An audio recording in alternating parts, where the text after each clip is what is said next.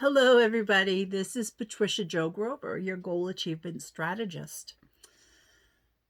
I'm here with you today with another episode of Keep Focused on Your Future. I've been working behind the scenes this past week. I've been working on content for upcoming workshops and online courses for you. I'm putting together this information on topics that really are insightful, I think. I've been given this cosmic push to share this video with you today. Today I want to talk to you about traps. Traps are scary things. Most of us have fallen into a trap of one form or another over our lifetimes. And there are many different kinds of traps that we can fall prey to. Some other people may lay out traps to try to make us stumble and falter. Some may want us to look bad or like we don't know what we're doing or talking about. And others, they may be doing things to intentionally be hurtful to you.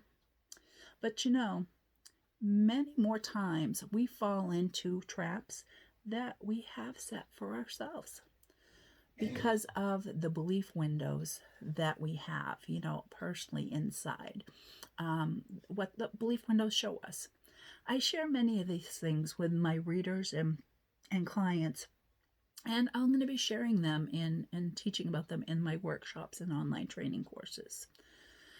These topics, they include, but they're not limited to, things like procrastination, guilt, comparisons, perfectionism, enmity, and, defeat and negativity. Negativity is a big one. And what I'm choosing to talk to you about today is perfectionism. Has anyone ever suffered from perfectionism? Anybody that has, that it doesn't necessarily make you better. It often leads to disappointment and even failure. Perfectionism it's a trap. It is. So here are some ways that I'm going to say, here's a way that someone once explained it to me that made sense. Perfectionism is a person who is striving for flawlessness and setting excessively high standards, accompanied by overcritical self-evaluations and concerns of how others will evaluate them. And that pretty much hit the nose right on the head for me. Perfectionism can be hyper debilitating for us. It can show up as guilt, shame, or making us feel unworthy. For as long as I can remember, perfectionism has been something I've struggled with myself.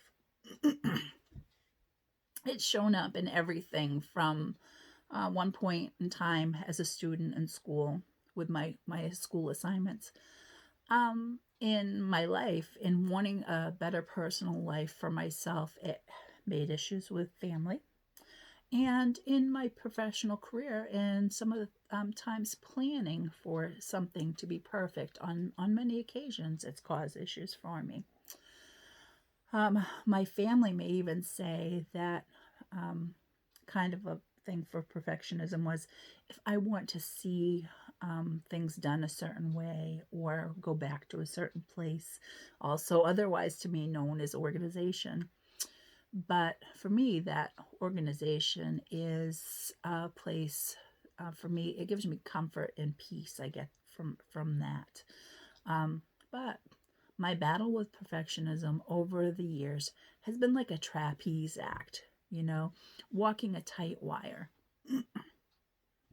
I've come up with this analogy because I found that over the years that it's actually truly high achievers, people trying to push themselves higher, are the ones that suffer from perfectionism the most.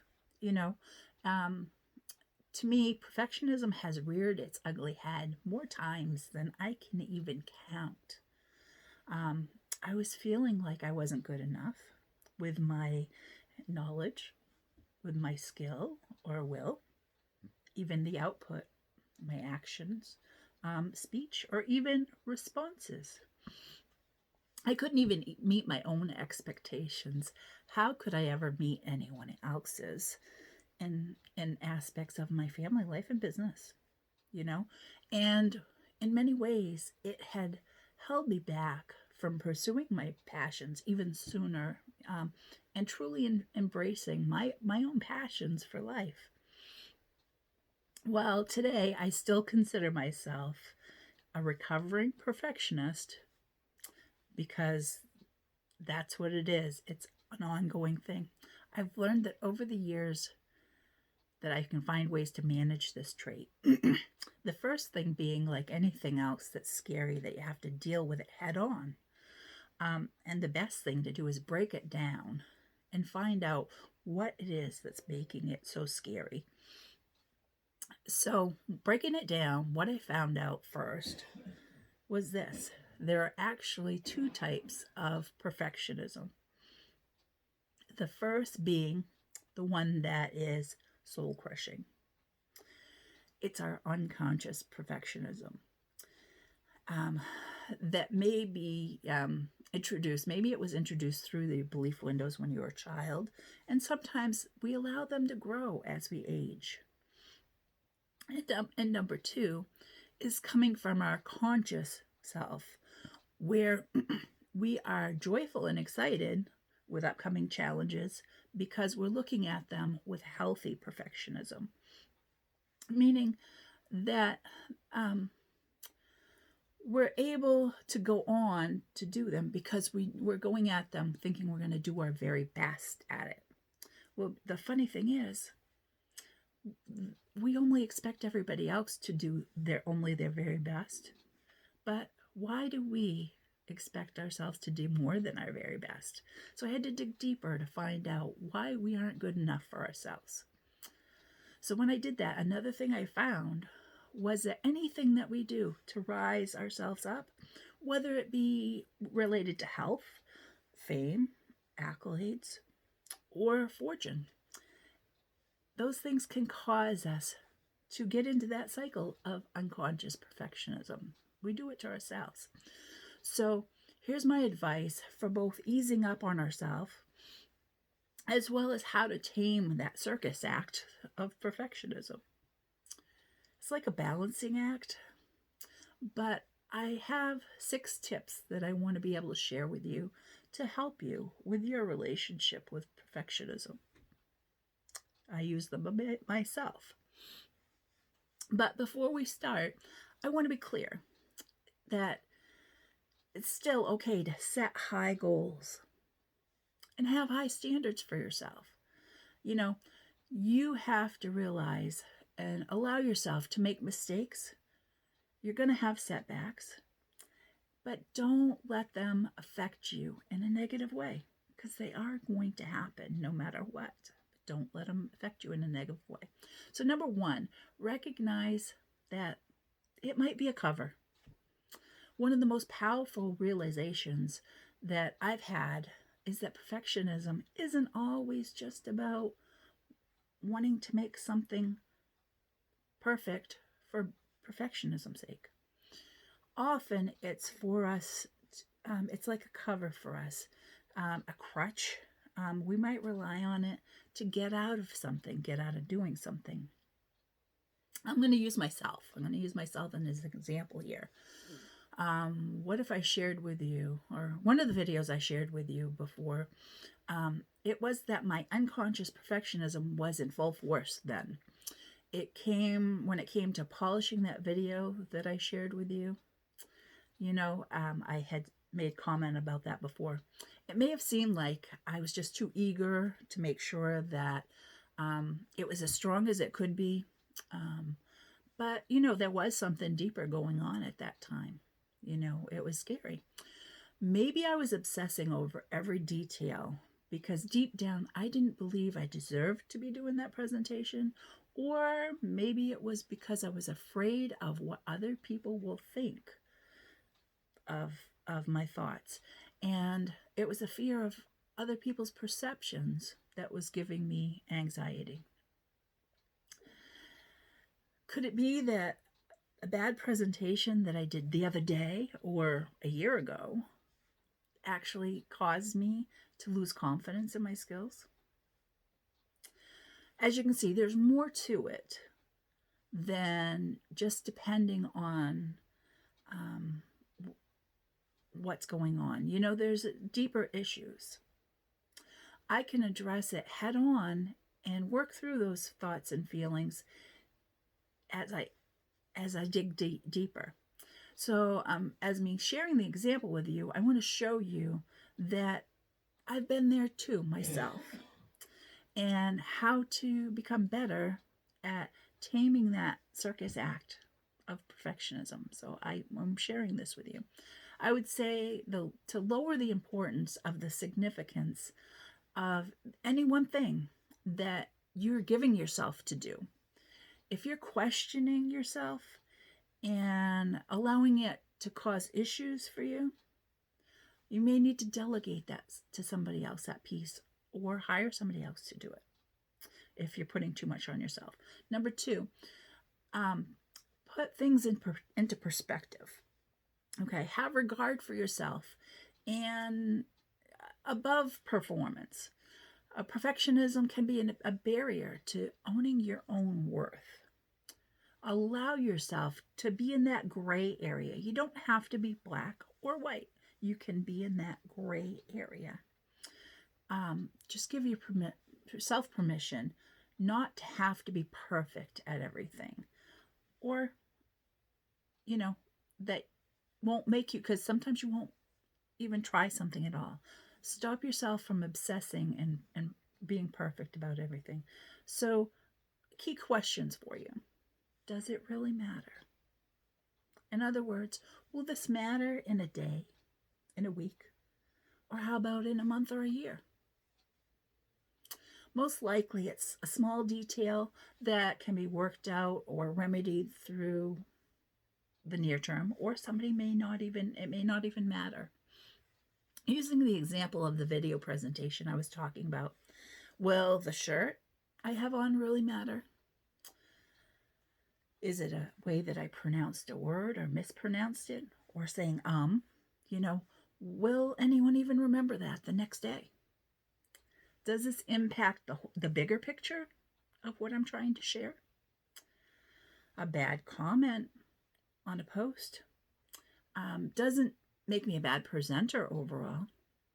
It's like getting into an argument with a friend or a family member over something stupid.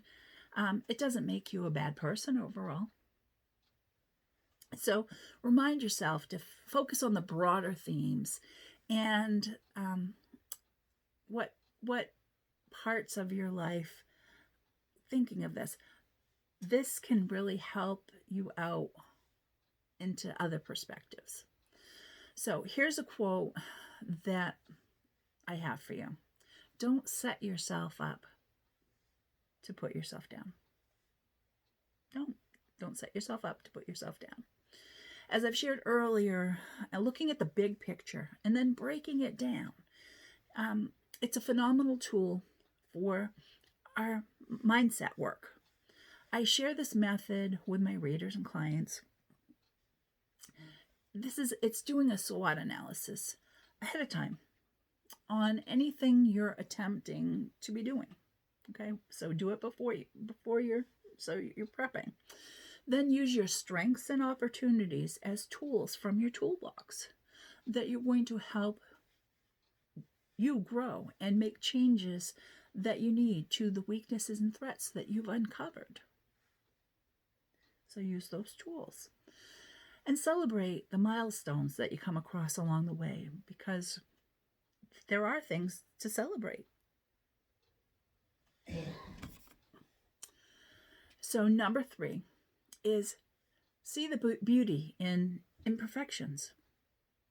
Have you ever had something completely turn out different than you planned, or totally wrong? But in the end, your result was better than what you had expected from before. Maybe you bought, when you went shopping, you bought the wrong ingredient when you were going to cook a recipe. And so you used it anyway, and it ended up tasting even better with the new flavor. Or you tried doing something and stopped because you just weren't feeling it. But on the second attempt, you ended up doing it even better than you imagined it would turn out from the first time. So in other words, oftentimes we're messing up something. It actually can lead to a better outcome. Even when an imperfection on our part leads to something negative, is it all bad? Did it lead to something useful as a learning experience? Did it give us a fresh perspective? Or did it show you something otherwise you wouldn't have known? If you believe that things happen for a reason, or they unfold exactly how they should, imperfections are just part of your journey and something to be looked at with a greater objectivity. So, with number 4, I say learn from imperfections. As I showed you in number 3, imperfections can be full of learning and growth opportunities. And if your goal is like mine, and you want to welcome more joy into your life on a daily basis, we must turn those imperfections into learning experiences.